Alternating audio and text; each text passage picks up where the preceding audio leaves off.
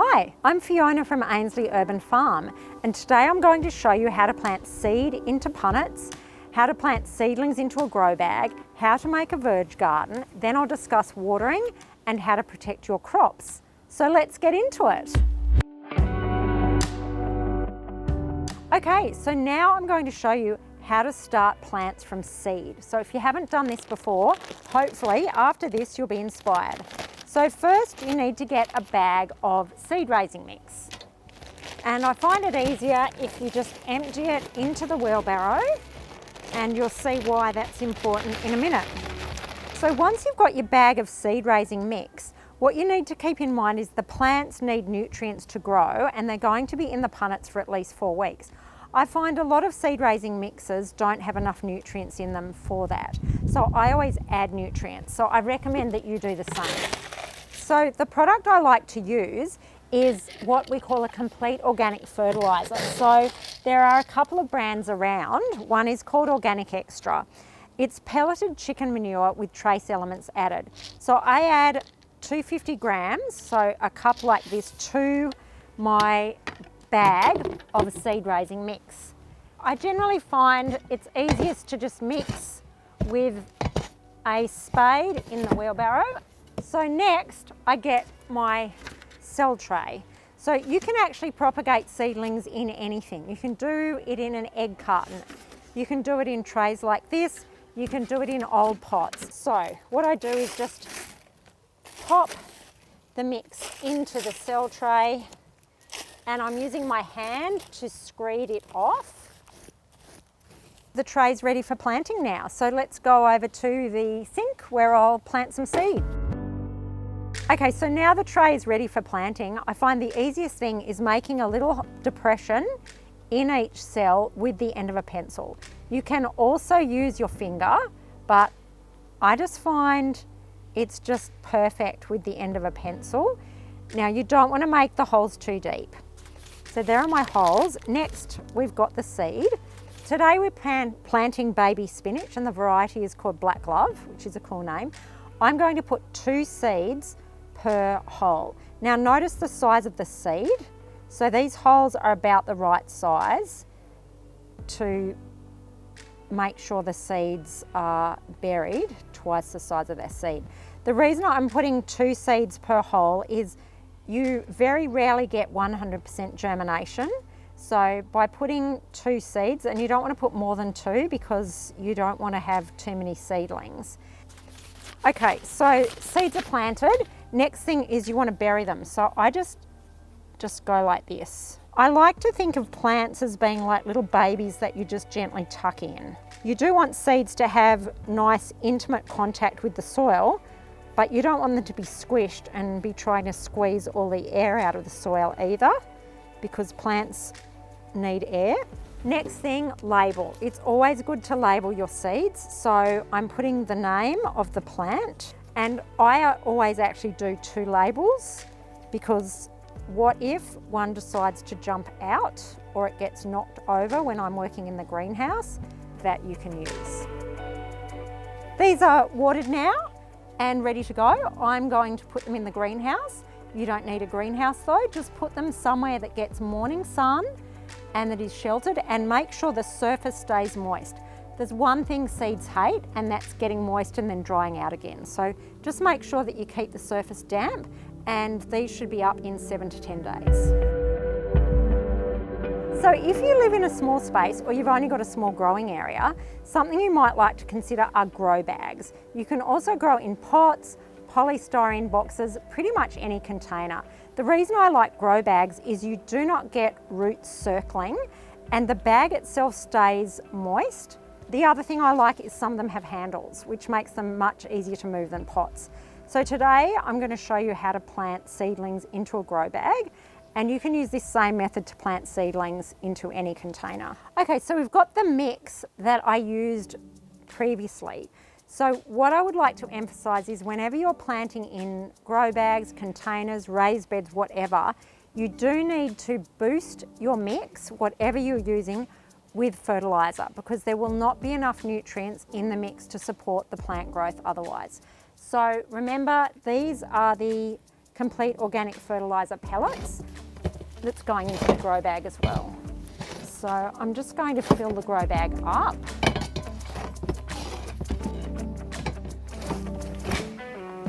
Okay, now we're going to plant some baby lettuces. So these are lettuces that I planted on the 21st of January, and so they are now ready to plant out. And what I find is easy with planting seedlings, whatever your seedlings are in, using a teaspoon to lift them out actually just makes it really easy. Okay, so I like using a homie for planting, but you can use anything. You can also use your hands and just make a little hole and pop the seedling in.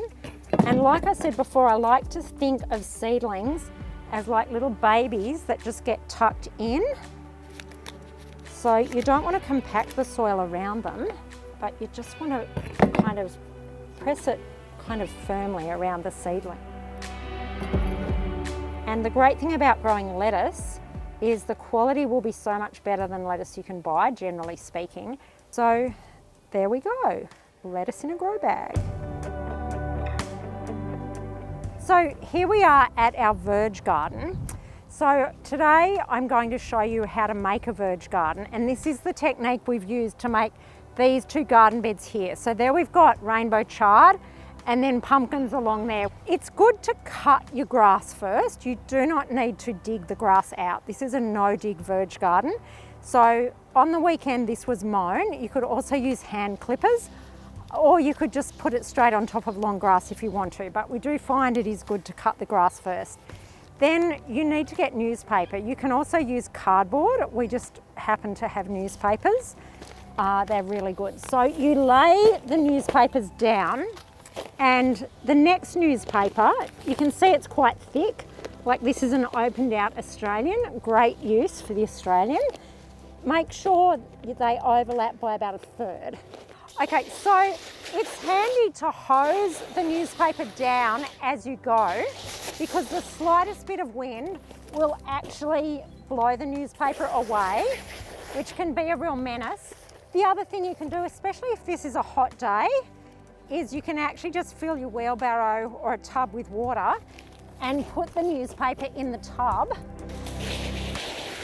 And look, we're doing this in real time, and that's probably taken us 5 minutes so far. So it's a really quick garden project. In this case, we're going to plant a whole row of lettuces. So this whole wheelbarrow of compost will just go along here. I'm not covering up all the newspaper, I just want the plant roots to be in the compost. And one of the things about verge gardening, in the ACT it's actually legal to have a verge garden. So you're allowed to do this. You're not meant to grow plants more than 50 centimetres high. I think the main thing is don't grow corn, because that grows very tall. And what we found about verge gardens is when you work on the verge, people come and talk to you. It's a really great talking point. So we're going to plant lettuces out here. You can tell that I do love lettuce, I really do. But it's nice to grow things on the verge that just kind of don't need too much management, because we do come out here a bit less. So again, I'm getting the seedling out with a spoon, making a little hole, and then just pressing down. Now you might wonder, how far apart do I plant things like lettuces? Well, I go about a hand span apart. Okay, so once they're planted, it's good to water them in straight away. The other thing I like to do after planting seedlings, I do like to give them some seaweed solution. We are gardening on land.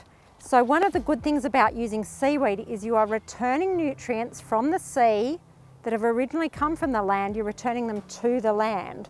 So it's part of a really great cycle to return those sea nutrients that were once on the land to the land. So I've just put a teaspoon of the powdered kelp into the watering can, and I'm going to fill it up to make up about 9 or 10 litres.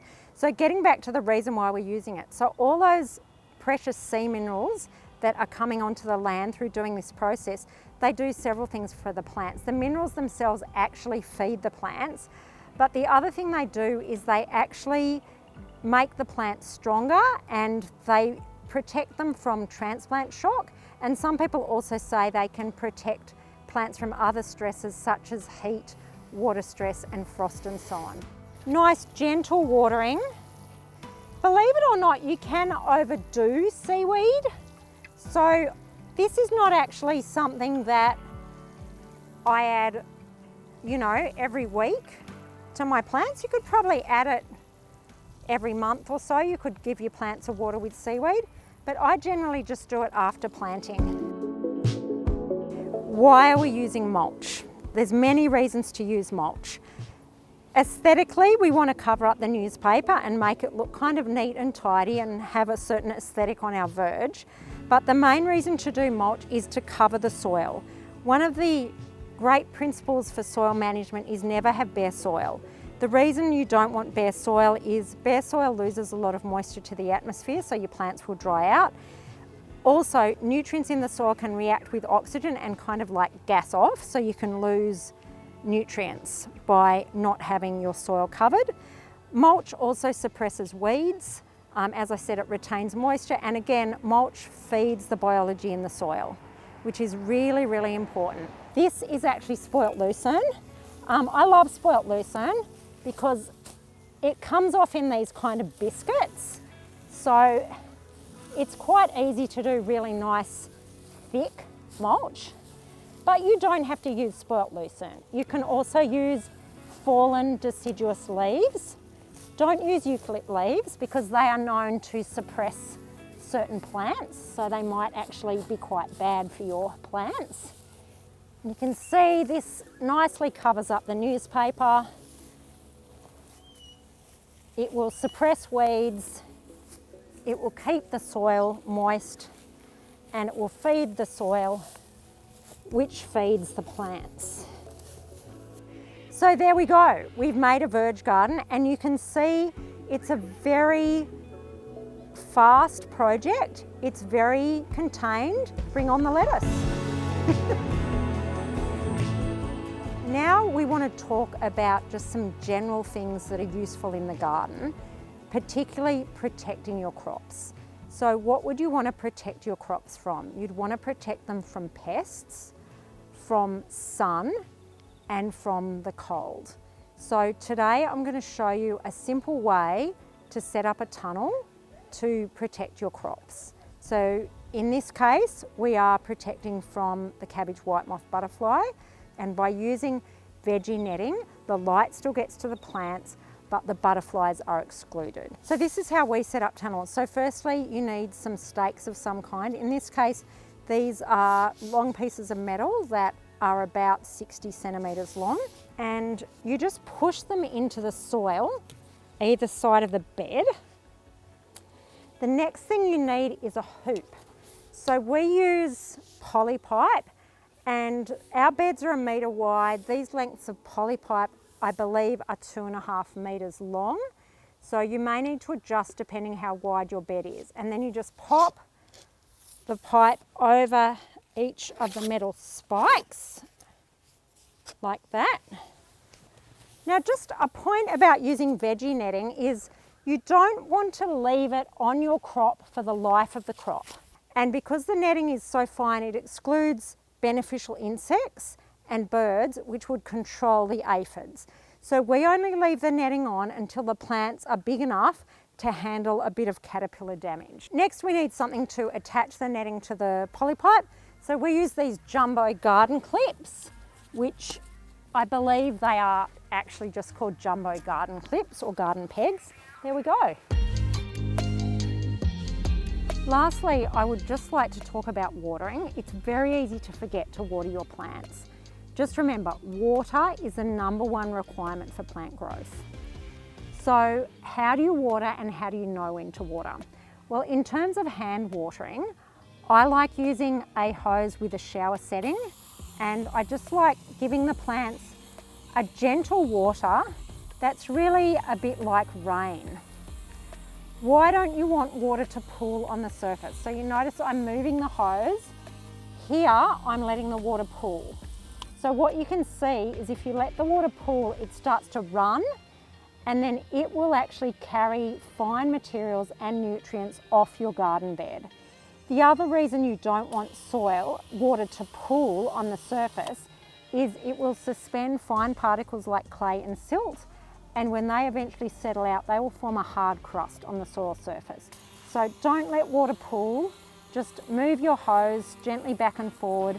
You'll notice the soil surface gets a little bit shiny, and then the water will infiltrate and the shine will go away, and that's how it's meant to be.